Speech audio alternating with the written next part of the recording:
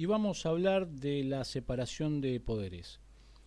Esta reconoce una larga trayectoria histórica y su primera manifestación suele hacerse remontar hasta Aristóteles, quien advirtió en la polis griega de su tiempo una variedad de actividades gubernativas, tales como una asamblea general, un cuerpo de magistrados y un cuerpo judicial. No hay en Aristóteles, sin embargo, una separación de los órganos fundada en la naturaleza de cada una de las funciones, sino tan solo una distinción de diversas actividades que desarrollaban los órganos existentes en el Estado-ciudad.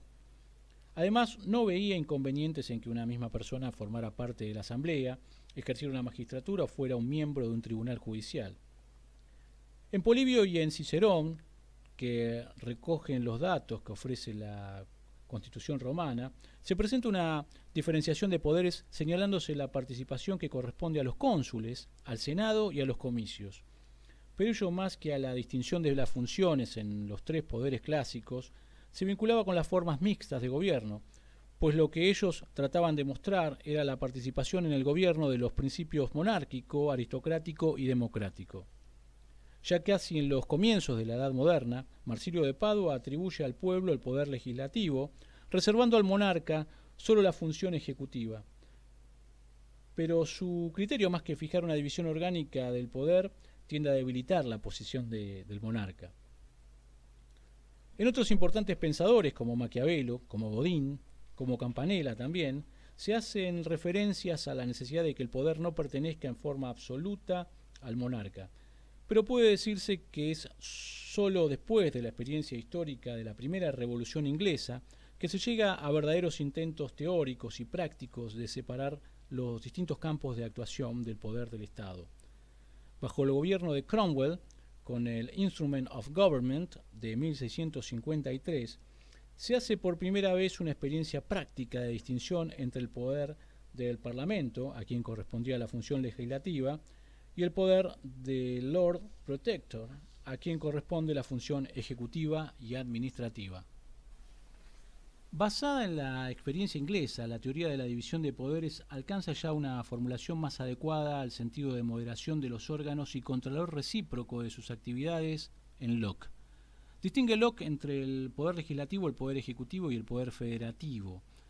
Este último se ocupa de las cuestiones exteriores, como la guerra y la paz, y aparece diferenciado de los otros poderes, pues por estar vinculado con la variabilidad de la política exterior no puede someterse a normas generales, a los que agrega un cuarto poder, el de prerrogativa, que es el conjunto de facultades en alguna medida discrecionales, que han quedado en manos de la corona y que le permiten mantener cierta independencia del poder legislativo.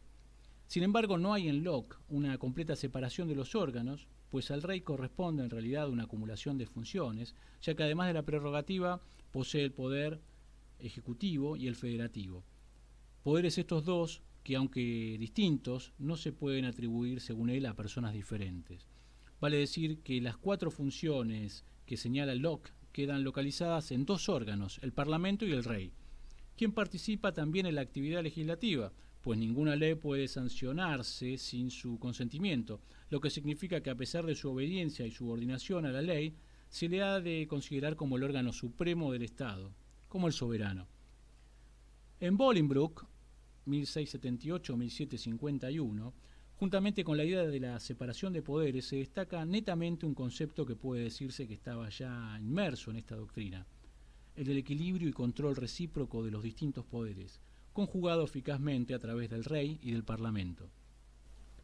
Pero es recién con Montesquieu que la doctrina de la división de poderes adquiere su cabal formulación, tal como la habría de recoger el constitucionalismo moderno. Montesquieu no se ocupa tan solo de tratar una distinción abstracta de funciones, sino también y principalmente de separar el ejercicio de dichas funciones en órganos distintos. Todo ello encaminado a determinar cómo debe organizarse un Estado que se proponga por fin la libertad política, sobre todo la libertad política. La novedad de su doctrina no radica en la diferencia de los poderes y su división, pues eso ya estaba supuesto en Locke, ni siquiera en la insistencia sobre la compensación equilibrada de los poderes, ya defendida por Bolingbroke. Su aporte personal fue constituirla en el eje de una organización constitucional del Estado, como salvaguarda máxima de la libertad y antídoto contra el despotismo.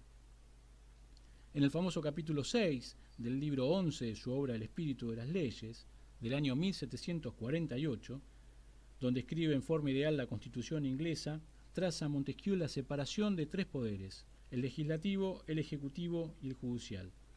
En todos los estados, dice el párrafo pertinente, hay tres poderes: el poder legislativo, el poder ejecutivo, relativo a las cosas que dependen del derecho de gentes, y el poder ejecutivo, relativo a aquellas que dependen del derecho civil. Por el primero, el príncipe o el magistrado hace las leyes para siempre y mejora y deroga las viejas. Por el segundo, declara la paz o la guerra, envía embajadas o las recibe, vela por la seguridad y previene los ataques del enemigo. Por el tercero, castiga a los criminales o juzga las diferencias entre los particulares. Se debe llamar a este último poder judicial, y al anterior simplemente poder ejecutivo del Estado. La finalidad de esta separación de funciones en órganos distintos consiste en que un poder frena a los otros porque, según su famosa expresión, el poder detiene al poder. En esta recíproca contención de poderes distintivos, ve Montesquieu una garantía contra el abuso de la autoridad. Por eso expresa: cuando en la misma persona o en el mismo cuerpo aparece reñida la potestad legislativa con la ejecutiva, no hay libertad. Libertad tampoco existe si la potestad judicial no queda separada de la potestad legislativa y de la potestad ejecutiva. La doctrina de la división de poderes tuvo en la teoría y en la práctica política un éxito extraordinario y fue acogida por numerosos pensadores, así como por la técnica constitucional. El principio de la separación de poderes pasó inmediatamente de la doctrina al derecho constitucional positivo.